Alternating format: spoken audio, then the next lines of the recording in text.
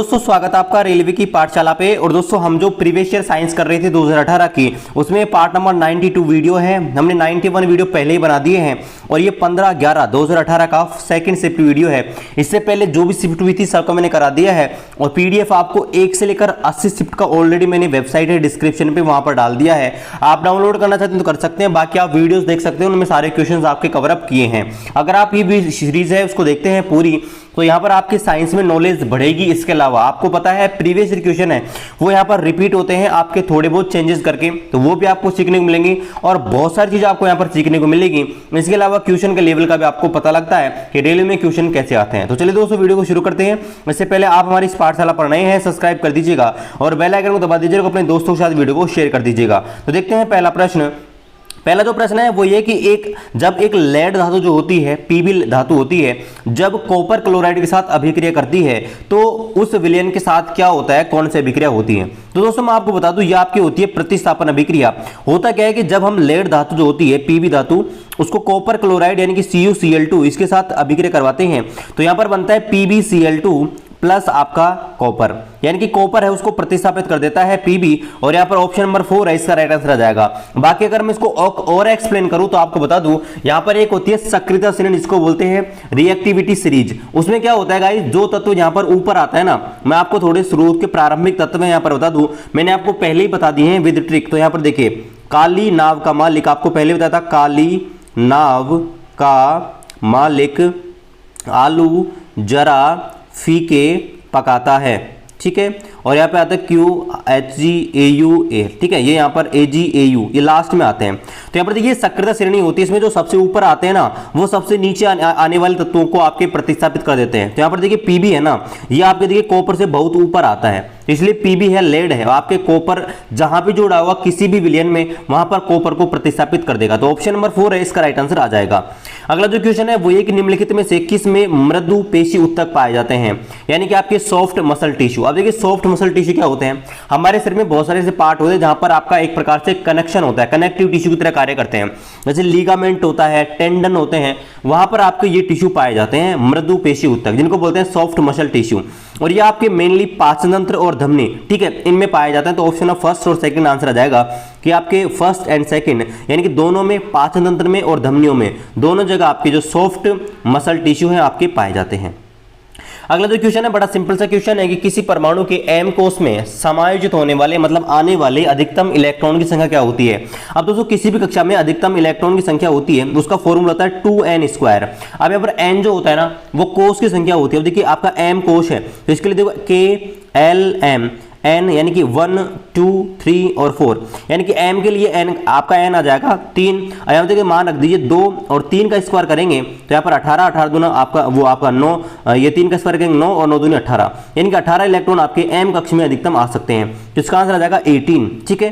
अगला जो क्वेश्चन है वो ये है कि कार्बन का कौन सा अपरूप जियोडेसिक ग्लोब के समान होता है। अब ग्लोब आप जानते हैं, आपने देखा होगा वर्ल्ड का मैप, उसमें ग्लोब जो होता है तो उसकी आकृति आपके गोलाकार जैसी होती है, ठीक है। तो आपको बताना है कि आपका जो कार्बन होता है उसका कौन सा अपरूप होता है, उसकी ज्योमेट्री भी आपके ग्लोब के समान होती है। तो आपने देखा होगा फुलरिन जो होता है, बकमिंस्टर फुलरिन के नाम पर इसका नाम पड़ा था। तो यहाँ पर जो फुलरिन था, उन्होंने आपके जो फुलरिन है उसकी ज्योमेट्री आपके गोले की तरह होती है, फुटबॉल की तरह बोलते हैं, बकमिंस्टर फुलरिन नाम दिया था।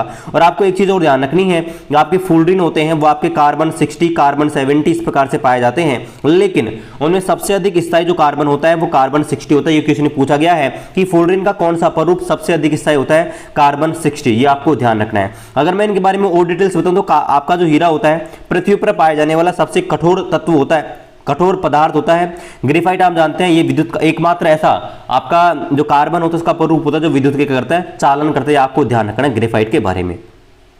अगला जो क्वेश्चन है वो ये कि किसके प्रयोग की सहायता से हमें एक पीढ़ी से दूसरी पीढ़ी में गुणों को ले जाने का पता लगता है, यानी कि कौन सा वैज्ञानिक था जिसने ये बताया था कि आपके जो गुण होते हैं एक पीढ़ी से दूसरी पीढ़ी में जाते हैं।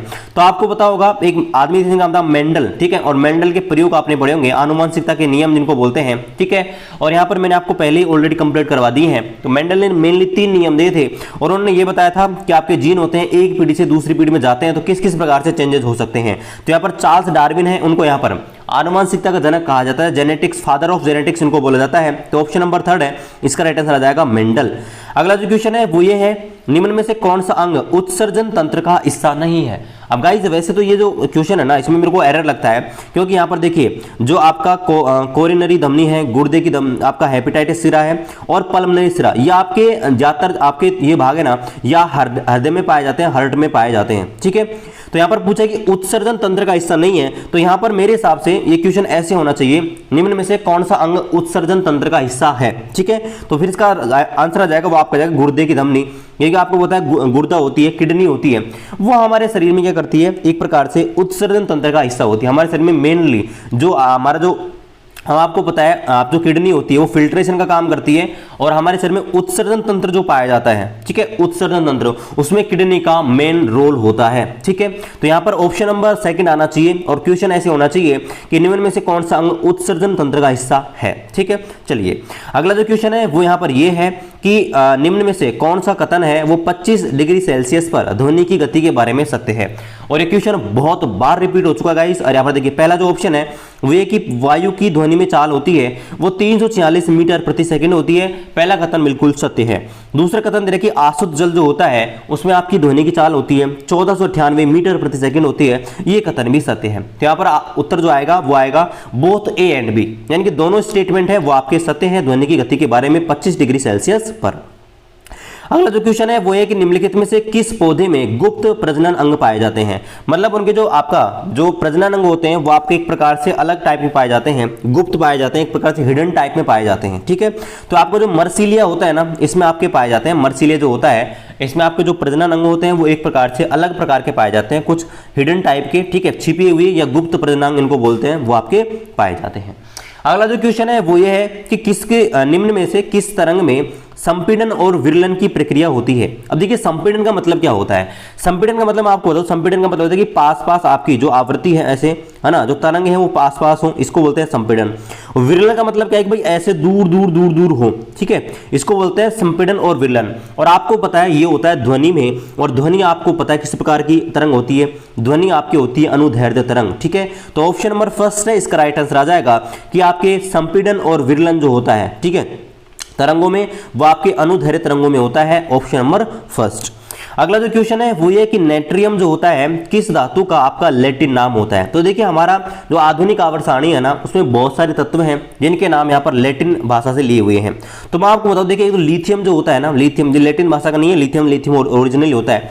जो सोडियम होता है ना, सोडियम आप जानते हैं सोडियम होता है, उसको हम Na लिखते हैं, ठीक है ना, सोडियम को Na प्रतीक लिखा जाता है। अब देखिए सोडियम जो होता है उसका पूरा नाम होता है नेट्रियम, ठीक है, और इसी से हमने लिया गया है सोडियम। और आपका जो पोटेशियम होता है, पोटेशियम, इसको हमने लिया गया है आपका कैलियम शब्द से, कैलियम होता है आपका, ठीक है, ये, और कैलियम से हमने लिया पोटेशियम को। तो यहाँ पर पूछा गया है ऑप्शन में क्या दिया है कि यहाँ पर देखिए जो आपका नेट्रियम है किसका है, तो नेट्रियम जो होता है आपका होता है सोडियम का, ऑप्शन नंबर 2 इसका राइट आंसर आ जाएगा। अगला जो क्वेश्चन है वो ये कि अगर कोई वस्तु किसी निश्चित ऊंचाई पर स्थित है, यानी कि किसी निश्चित ऊंचाई पर उठा हुआ कोई पानी है, तो उसमें कौन सी ऊर्जा संचित होती है। तो मैंने आपको यही बताया था कि भाई अगर कोई वस्तु है आपके निश्चित ऊंचाई पर स्थित है, तो ऊंचाई में जब परिवर्तन किया जाता है, जब भी कोई वस्तु निश्चित ऊंचाई पर स्थित होती है उसमें आपके स्थितिज ऊर्जा पाई जाती है, ठीक है। हालांकि अगर हम इस पानी को छोड़ते हैं ऊपर से तो उसमें गतिज ऊर्जा कन्वर्ट हो जाएगी, लेकिन उसमें जो स्टोर्ड है वो आपके पोटेंशियल एनर्जी है, मतलब स्थितिज ऊर्जा उसके अंदर स्टोर है जब किसी वस्तु को निश्चित ऊंचाई पर रखा जाता है। अगला जो क्वेश्चन है वो ये है कि 1 किलोग्राम इंटू 1 मीटर प्रति सेकंड स्क्वायर होता है वो किसके बराबर होता है। तो यहाँ पर देखिए पहले तो हम 1 किलोग्राम है, किलोग्राम का मतलब क्या होता है, तो किलोग्राम का मतलब होता है कि भाई किलोग्राम होता है वो द्रव्यमान का मात्रक होता है, मतलब मास का मात्रक होता है m का, ठीक है। अब देखिए m का मात्रक होता है, गुणा यहाँ पर दिया हुआ है कि यहाँ पर देखिए गुणा है 1 मीटर प्रति सेकंड स्क्वायर, और मीटर प्रति सेकंड स्क्वायर होता है वो आपका त्वरण का सूत्र होता है। तो ma किसका सूत्र होता है आप लगा लीजिए। तो हमने पढ़ा है F बराबर ma, यानी कि ये फोर्स के बारे में बात कर रहा है, यानी कि बल के बारे में बात कर रहा है, और बल का मात्रक होता है न्यूटन। तो ऑप्शन नंबर 1 है इसका राइट आंसर आ जाएगा, F बराबर ma है, इससे यहाँ पर किया गया है। अगला जो क्वेश्चन है वो ये है, अगला जो क्वेश्चन उसको देखते हैं। अगला जो क्वेश्चन है वो ये है कि एक व्यक्ति है 50 न्यूटन के बल लगाकर एक ट्रॉली होती है उसको यहाँ पर खींचता है, और ट्रॉली है वो आपके 30 मीटर तक विस्थापित हो जाती है। तो उसके द्वारा किया गया कार्य याद कीजिए। अब दोस्तों यहाँ पर मैं आपको पहले ही बता चुका हूँ, यहाँ पर जो किया गया कार्य होता है W, ठीक है, वो आपका होता है एफ एस कोस थीटा, है ना, हम पहले ही पढ़ चुके हैं, बहुत सारे न्यूमेरिकल कर चुके हैं। अब देखिए आपको एक चीज जानना होनी चाहिए, जब आपका बल होता है विस्थापन की दिशा में लगाया जाता है तो आपका कोस थीटा होता है वो आपका होता है 0 डिग्री। ठीक है, अब कोस 0 का मान होता है 1, तो यहाँ पर देखिए W बराबर हो जाएगा एफ एस, क्या हो जाएगा W बराबर एफ एस। अब देखिए W बराबर एफ का मतलब आपको दे रखा है 50 न्यूटन, एस आपको दे रखा है 30 मीटर, तो आंसर आ जाएगा 1500 मीटर। क्या आ जाएगा 1500 मीटर, यानी कि 1500 मीटर है, वो मीटर नहीं 1500 जूल है, इसका राइट आंसर आ जाएगा 1500 जूल, क्योंकि आपका कार्य पूछा है तो 1500 जूल है, इसका राइट आंसर आ जाएगा। अगला जो क्वेश्चन है वो है कि 20 किलो की किसी वस्तु पर, अच्छा किलो यहाँ पर मैसेज को मैं यहाँ पर थोड़ा सा इसको सही कर देता हूँ। ओके, तो यहाँ से आपसे पूछा है कि 20 किलो की एक वस्तु है जिस पर 80 न्यूटन का बल लगाया जाता है, तो उसमें उत्पन्न त्वरण ज्ञात कीजिए। अब देखिए हम जानते हैं एक फॉर्मूला होता है, बहुत ही फेमस फॉर्मूला, जिसको बोलते हैं F बराबर ma। ठीक है, अब यहाँ से A का मान हमको पूछा है त्वरण का, तो A बराबर हो जाएगा F अपॉन m। ठीक है, अब देखिए F यानी कि बल होता है, बल का मान हमको दे रखा है 80 न्यूटन, और m यानी कि आपका द्रव्यमान होता है, इसका मान हमको दे रखा है 20 किलो। तो भाग लगाएंगे तो आ जाएगा 4, और A क्या होता है त्वरण, और त्वरण का मात्रक होता है मीटर प्रति सेकंड स्क्वायर, तो आंसर आ जाएगा 4 मीटर प्रति सेकंड स्क्वायर। अगला जो क्वेश्चन है वो ये है कि पौधे के विभिन्न अंग जो होते हैं, वनस्पतियां या जैविक आपके, इनको क्या कहा जाता है। यानी कि आपका मान लीजिए कोई पौधा है, उसकी टहनी होती है, पत्ते होते हैं, है ना, उसके अलावा वनस्पतियां होती हैं, और आपके जैविक अपशिष्ट होते हैं, जीवों से जो अपशिष्ट प्राप्त होते हैं, उनको क्या कहा जाता है। तो गाइस उनको बोलते हैं आपका बायोमास। क्या बोलते हैं, बायोमास।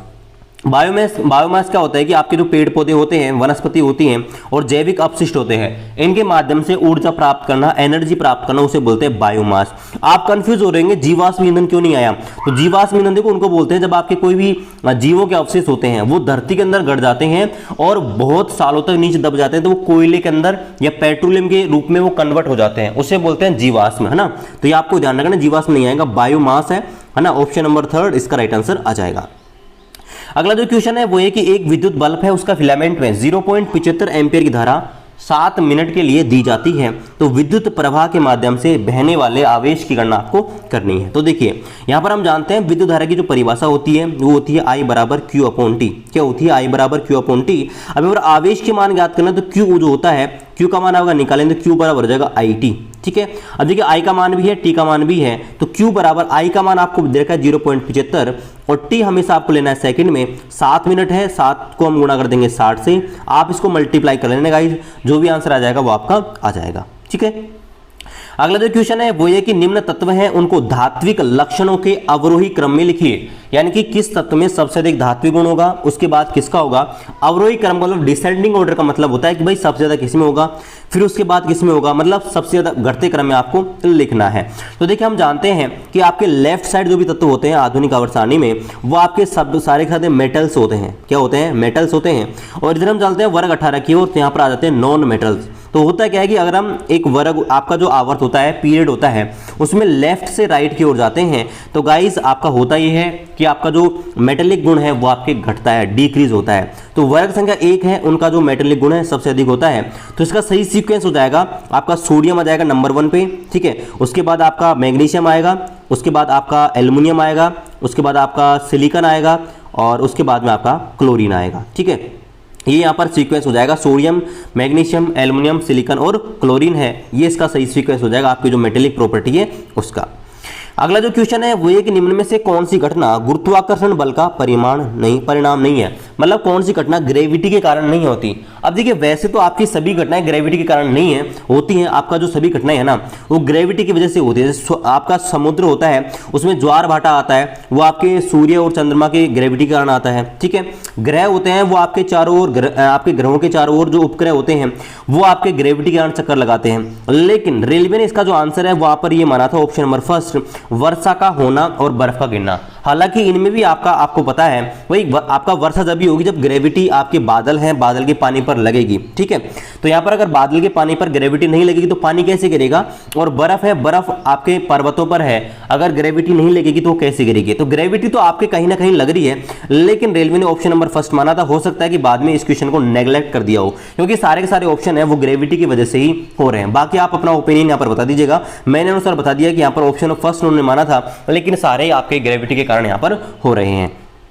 अगला जो क्वेश्चन है वो है कि अंडा देने वाले प्राणी क्या कहलाते हैं, मतलब ऐसे प्राणी जो अंडे देते हैं बच्चों को जन्म नहीं देते हैं। आपने देखो ज्यादातर जो पक्षी होते हैं वो अपने अंडे को जन्म देते हैं, ठीक है, लेकिन जो आपके मैमल्स ज्यादातर जो होते हैं यानी कि पुरुष हैं, आपने देखा होगा ज्यादातर पशु जो होते हैं वो सीधे बच्चे को जन्म देते हैं, अंडे को जन्म नहीं देते। तो उनको क्या बोलते हैं, जो अंडे देते हैं तो उनको बोलते हैं अंडज, क्या बोलते हैं, ओवीपेरस उनको बोलते हैं। ऑप्शन नंबर 3 ओवीपेरस उनको बोला जाता है। जो आपके अंडे देते हैं, ठीक है, उनको यहाँ पर बोला जाता है अंडज यानी कि ओवीपेरस। चलिए अगला क्वेश्चन देखते हैं, प्रकृति में निम्न में से कौन सा तत्व होता है कभी भी मुक्त अवस्था में नहीं पाया जाता। और दोस्तों मैं आपको एक चीज क्लियर कर दूं, कौन सा तत्व मुक्त अवस्था में पाया जाता है और कौन सा नहीं। तो देखिए सक्रियता श्रेणी मैंने आपको अभी बताई थी, उनमें जो सबसे ऊपर स्थित होते हैं ना वो कभी भी आपकी प्रकृति में मुक्त अवस्था में नहीं पाए जाते हैं। क्यों? क्योंकि वो बहुत ही अधिक रिएक्टिव होते हैं और वो किसी भी अन्य तत्व से, अन्य यौगिक से जुड़ जाते हैं।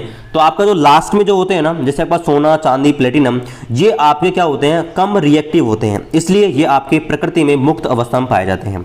आपको पता है सोडियम होता है, बहुत ही रिएक्टिव एलिमेंट होता है और इसको केरोसिन के अंदर रखा जाता है, ठीक है। तो ऑप्शन नंबर 4 इसका राइट आंसर आ जाएगा कि भाई ये आपका कभी भी मुक्त अवस्था में नहीं पाया जाता है। मुक्त अवस्था में रख देंगे तो आपका जलने लग जाएगा ये, ठीक है, इसमें आग पकड़ लेता है, ठीक है। अगला जो क्वेश्चन है वो ये कि कार्य संपन्न होने के लिए 3 फैक्टर्स आवश्यक हैं, उनमें से कौन सा नहीं है। तो मैंने आपको बताया 3 फैक्टर कौन कौन से हैं। आपका जो कार्य होता है वो होता है W बराबर F/S cos थीटा। 3 फैक्टर होते हैं, तो आपका फोर्स यानी कि बल, दूसरा आपका डिस्प्लेसमेंट यानी कि विस्थापन, और तीसरा बल और विस्थापन के बीच कोण। ये 3 फैक्टर होते हैं कोई भी जो कार्य होता है उसको करने में। अब देखिए कौन सा कारक नहीं है, आप ऑप्शन में देख लीजिए। पहला जो आपको दिया है विस्थापन दिया है, दूसरा बल और विस्थापन के बीच कोण दिया है, और तीसरा दिया है बल है वो वस्तु की विपरीत दिशा में लगना चाहिए, ये गलत है। बल जो है वस्तु की विपरीत दिशा में नहीं लगना चाहिए, इससे हमको कोई लेना नहीं है, ठीक है। हमको 3 चीजें मतलब है, एक फोर्स होना चाहिए, एक विस्थापन होना चाहिए और एक बल और विस्थापन के बीच कोण होना चाहिए। तो ऑप्शन नंबर आपका जो ये है 3rd ऑप्शन, वो इसका राइट आंसर आ जाएगा।